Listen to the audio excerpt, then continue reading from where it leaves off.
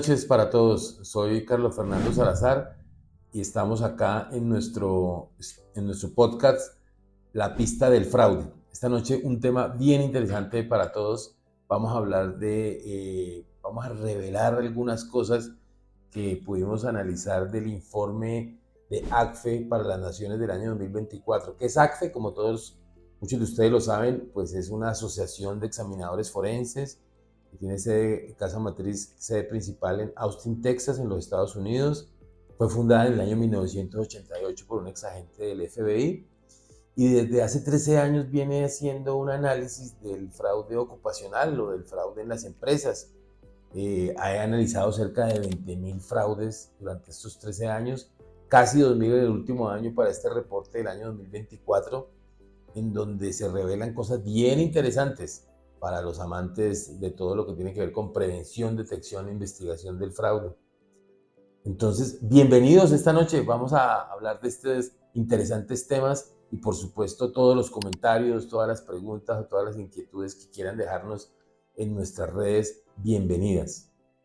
Entonces, ACFE es una asociación que tiene como objetivo capacitar a nivel global en temas de prevención, detección e investigación de fraude y certificar mediante unos exámenes calificados para que los investigadores y auditores obtengan su certificación de examinadores forenses.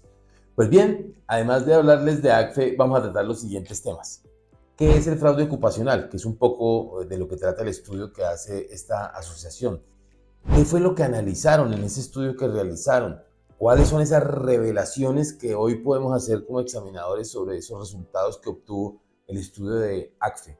Y finalmente, unas recomendaciones basadas en la experiencia de Carlos Salazar para que ustedes puedan sacar sus propias conclusiones, por supuesto, e interiorizar cada uno de estos elementos en el día a día que desarrollan sus actividades. Entonces, continuemos. ¿Qué es el fraude ocupacional? El fraude ocupacional es ese fraude que está relacionado con la labor diaria de las personas en las organizaciones. Todas las áreas de las compañías, todas las estructuras organizacionales son susceptibles de fraude, son susceptibles de aplicar controles para minimizar estos fraudes, pero están relacionados con ese tipo de actividades diarias de las organizaciones. ¿Qué hacen las compañías? Como todos sabemos, tienen sus enfoques basados en riesgos, sus enfoques basados en riesgos para todos sus procesos, sus procedimientos y todos los controles que tienen que de alguna manera realizar para mitigar esos riesgos de fraude.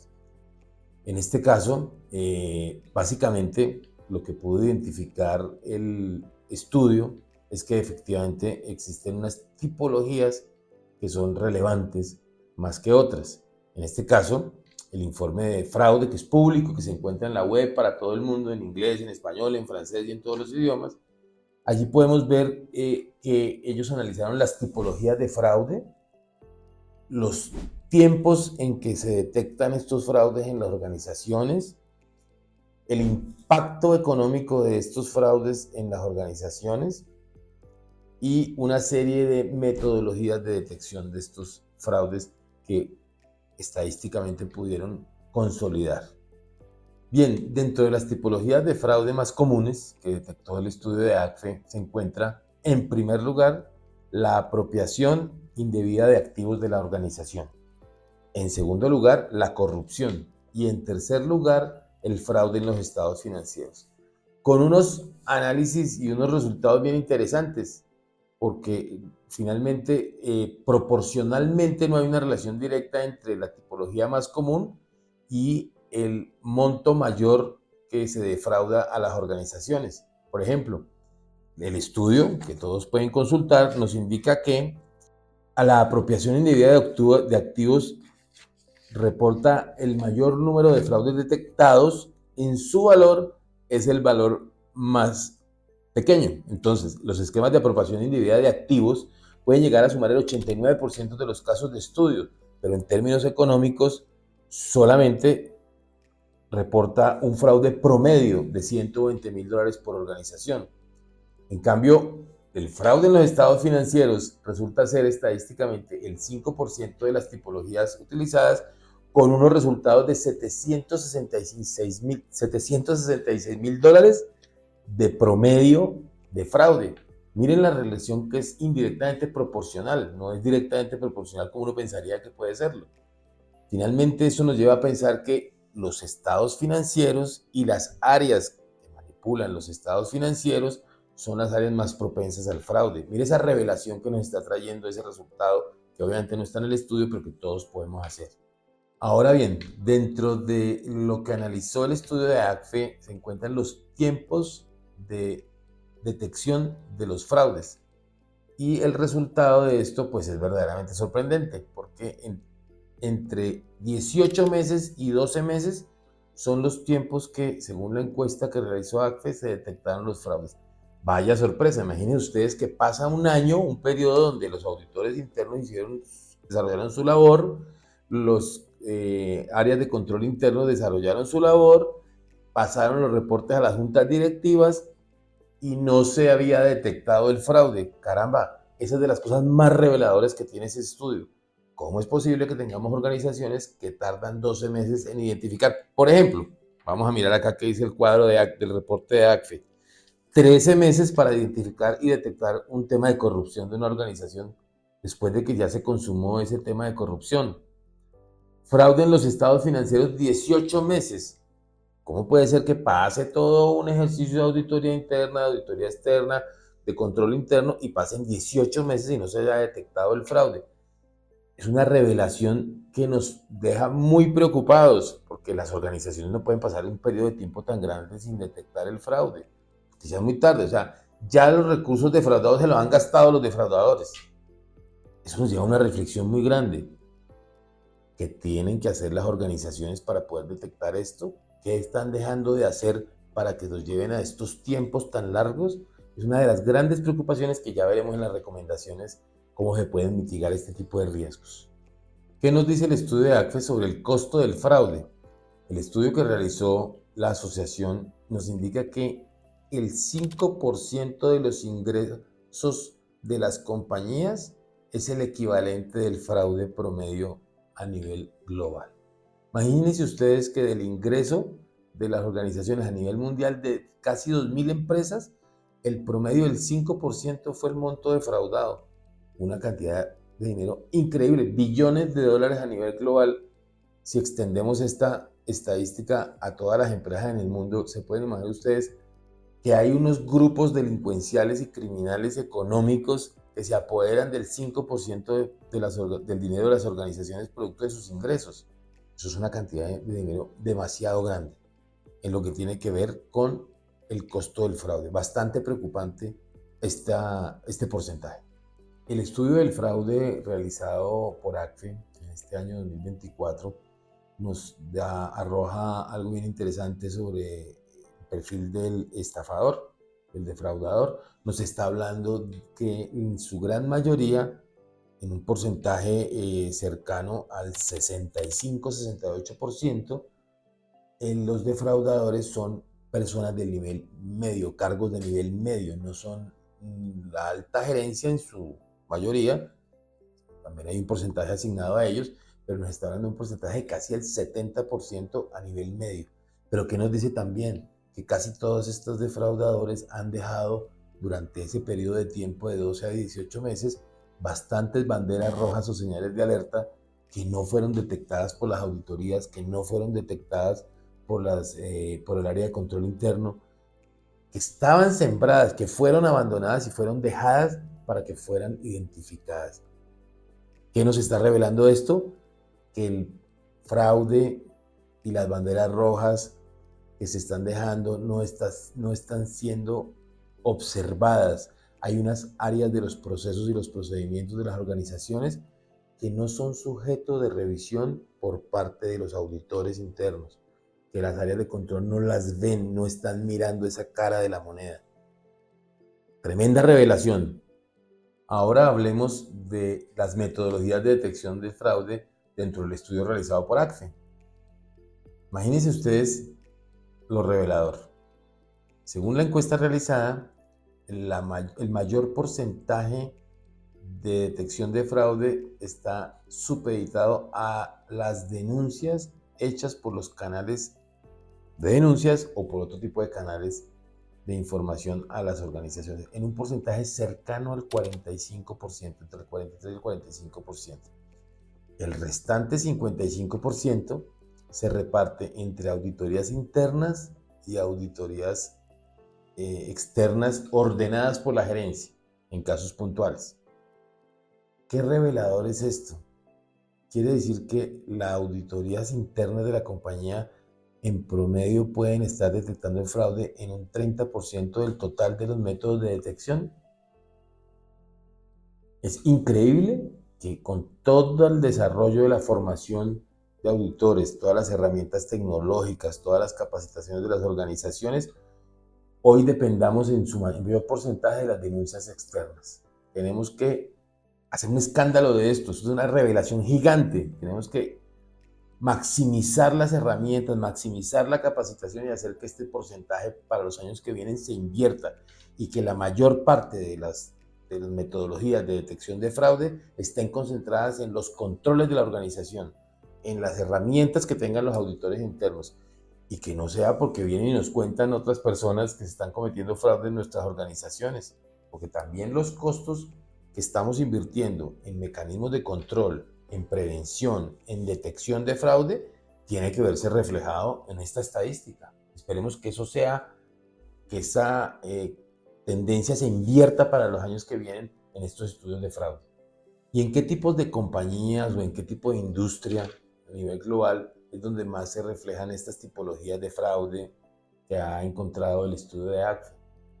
Pues no hay una industria en particular, pero sí hay una principal que se arroja la mayor parte de la estadística, que es la banca. Y como todos seguramente lo sabíamos, los servicios financieros y bancas son los más vulnerables para ser víctimas de fraude, seguido de manufacturas, industrias, productoras de bienes y finalmente la minería a nivel global. Eso nos arroja una muy interesante revelación, pues nada menos y nada más que el sector financiero, que es el que está más regulado en prevención de fraude, el que tiene que cumplir más obligaciones, continúa siendo hoy el área de la industria que más veces ha sido víctima de fraude, que en mayor cantidad de recursos económicos ha sido defraudado. Tremenda revelación. Continúa las entidades financieras siendo víctimas de fraude. Recapitulemos un poco de lo que hemos venido hablando esta noche en nuestro podcast. Y es muy importante, las tipologías de fraude. Dentro de las 3 categorías que mencionamos, no olvidemos que se encuentra todo lo que tiene que ver, como acá está en el reporte, con temas de corrupción, dentro de esos conflictos de intereses, sobornos, pago de comisiones, dentro de la apropiación de activos de dinero en efectivo, inventarios, mal uso de inventarios, en el ingreso de las mercancías, en la salida de las mercancías, en el transporte de las mercancías y obviamente en los estados financieros, en todo lo que tiene que ver con manipulación de registros contables, ajustes contables, registros inflados, valorizaciones que no son. No olvidemos esto porque ahora vamos a entrar en un tema muy interesante y es desde nuestra perspectiva cuáles son las sugerencias para que estos tipos de fraudes no continúen en las organizaciones. Y estos sí son Made in Carlos Fernando Salazar, que son una serie de recomendaciones que hemos preparado para ustedes. ¿Cuáles serían nuestras recomendaciones frente a estas revelaciones que nos trae ese estudio de la asociación? La primera de ellas, implementar controles internos y políticas proactivas de detección de fraudes. Eso suena muy común, muy obvio y muy evidente. Pero ¿cuál es el ingrediente adicional? Que sean desde la perspectiva de un resultado o de un análisis de un estudio como estos de fraude en las naciones, desde la perspectiva de un investigador o un auditor forense. No, ya olvidémonos un poquitico porque llegan a su límite los auditores internos, áreas de control interno, no.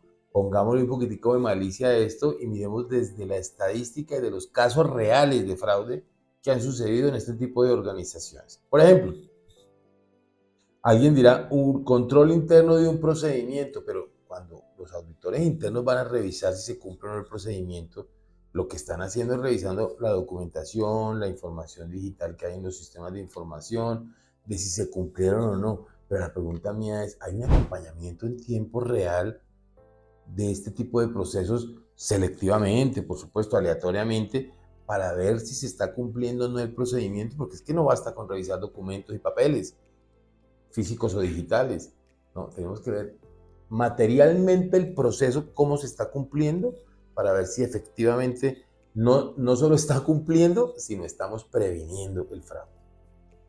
Una segunda recomendación que consideramos bien importante es la comunicación hacia las partes internas y hacia las partes externas sobre los procedimientos. Los terceros o los grupos de interés tienen que saber cómo se relacionan con nuestra organización en función de o con un enfoque de prevención de riesgos. Yo tengo que circularizar, tengo que hablar con los terceros, con todos los grupos de interés, clientes, proveedores, gobierno y todos aquellos que afectan mi organización para que tengan claras las políticas antisoborno, las políticas anticorrupción y las políticas de prevención de fraude de mi organización. Comunicación. Esa es la segunda recomendación. Nuestra tercera recomendación, enfocada a la prevención y detección del fraude. La capacitación. Pero no es una capacitación pasiva, una capacitación de irnos a un hotel, sentarnos en un auditorio y escuchar al expositor durante 2 o 3 horas, irnos al buffet, cenar, regresar en la tarde y ver cómo nos podemos ir y aprovechar el resto de la noche en nuestra convención o en nuestro seminario. No, esto es una capacitación activa, una capacitación real, con simulaciones de fraude, con herramientas para detección. Y esto se puede hacer en las organizaciones. Esa es nuestra tercera recomendación. La cuarta recomendación, el fortalecimiento de la debida diligencia empleada en los procesos de vinculación de empleados, de vinculación de proveedores, de vinculación de clientes. Nos hemos acostumbrado a que hacemos unos estudios de debida diligencia, buscamos en listas restrictivas, contratamos una empresa externa que nos hace el análisis en esas listas restrictivas, lo hacemos continuamente el monitoreo, hacemos una entrevista, hacemos una entrevista, una debida diligencia empleada, yendo al lugar donde está ese proveedor, yendo al lugar donde está ese cliente para ver si físicamente existe, yendo a la casa del empleado que va a ingresar para ver cómo vive.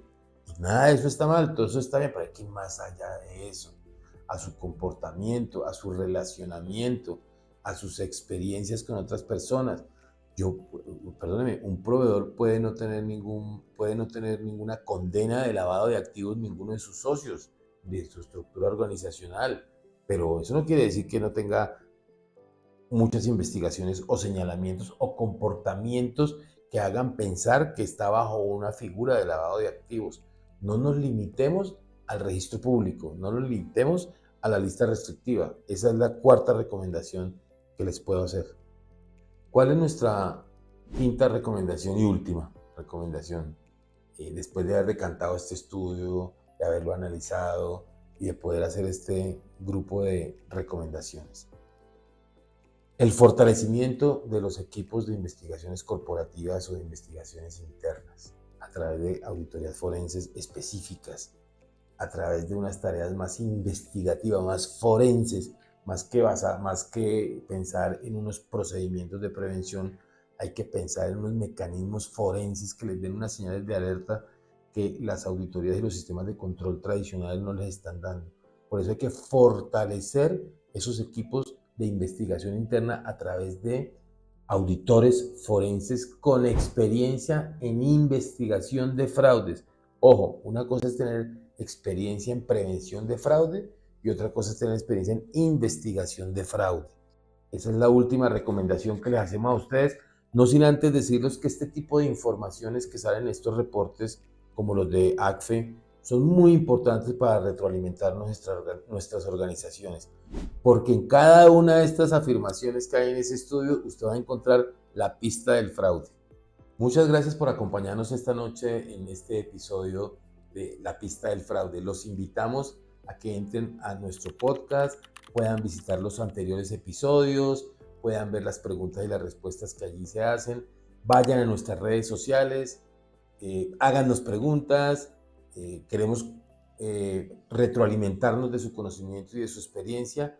Bienvenidos, somos CFS Investigaciones Estratégicas, una empresa especializada en investigaciones complejas, en servicios forenses y por supuesto en prevención, detección, investigación de fraudes, corrupción y lavado de activos. Somos un equipo profesional que tenemos sede en diferentes países, en Colombia, en Panamá y en los Estados Unidos.